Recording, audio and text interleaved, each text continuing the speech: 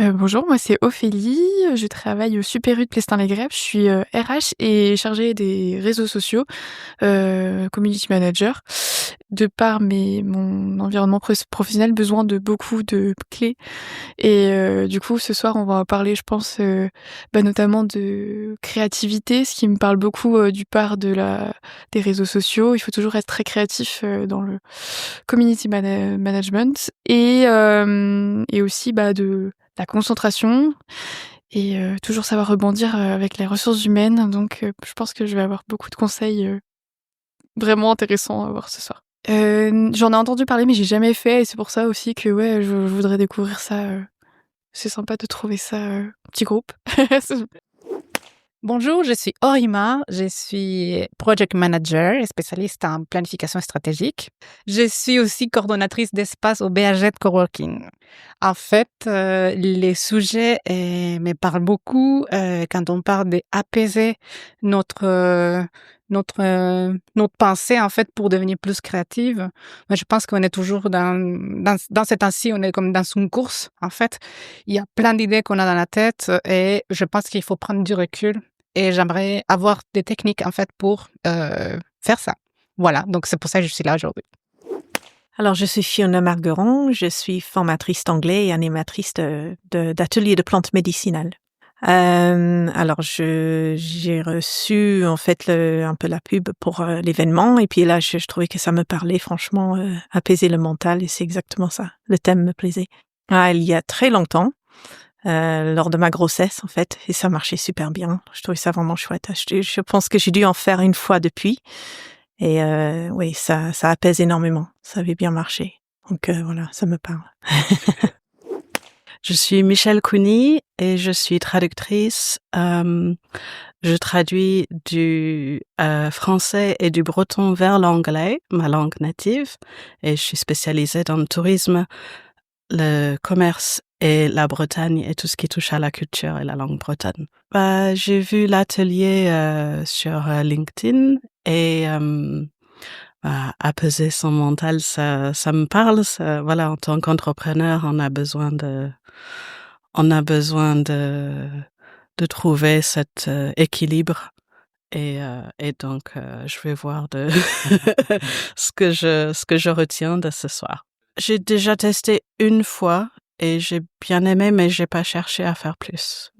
Voilà, donc je verrai bien. Je m'appelle Camille et je suis traductrice. Je suis venue parce que le thème de l'afterwork m'intéressait et parce que je connais l'intervenante, je l'avais déjà rencontrée dans le cadre d'Entreprendre au féminin. Pas spécialement, je viens l'esprit ouvert. Sébastien Grélier, gérant du cabinet Luma Protection et Patrimoine à Lannion. Comme tous les mois, je participe à l'afterwork au sein du BHZ Coworking. Et cette fois, donc, c'est la thématique, je crois, de la sophrologie. Alors, idée reçue, non. Par contre, curieux, parce que je suis un peu néophyte sur le sujet.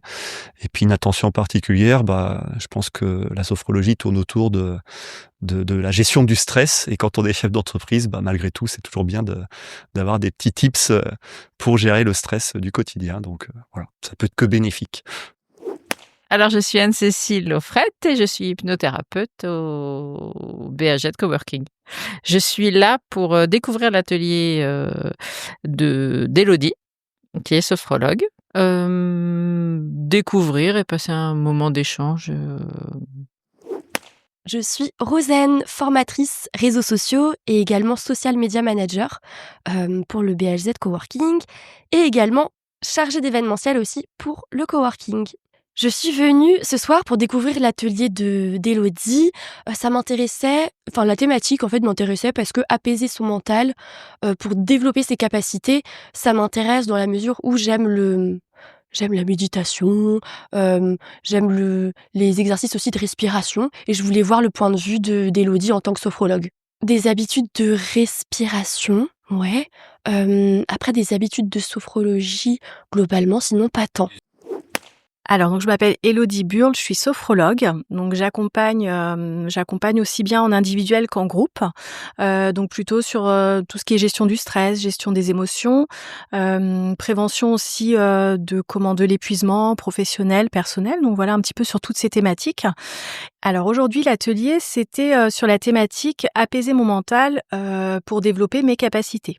Donc l'idée, c'est vraiment que avoir un mental apaisé, ça va nous permettre d'être plus concentrés, de booster un peu notre créativité, de prendre un peu plus de recul par rapport à certaines situations, de vivre plus sereinement les changements, les choses du quotidien. Donc l'idée, c'était vraiment de pouvoir apporter aux entrepreneurs des petites clés, des petits outils pour pour apaiser le mental, pour être au maximum de leurs capacités.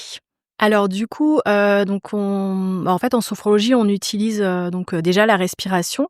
Donc on a fait quelques exercices de respiration. Par exemple, le fait, d'allonger l'expiration et du coup, ça va nous permettre d'apaiser, ça va nous permettre de calmer un petit peu, d'envoyer un petit peu un signal à notre cerveau pour dire: «Tout va bien, tout est sous contrôle». Donc déjà, voilà, la respiration, puis on a de la chance, on l'a toujours avec nous, donc ça, c'est chouette. Et puis on utilise aussi beaucoup la présence du corps. En fait, la présence de notre corps va venir rassurer notre cerveau. Donc en fait, de se concentrer un petit peu sur nos sensations corporelles, ça va permettre de rassurer le cerveau.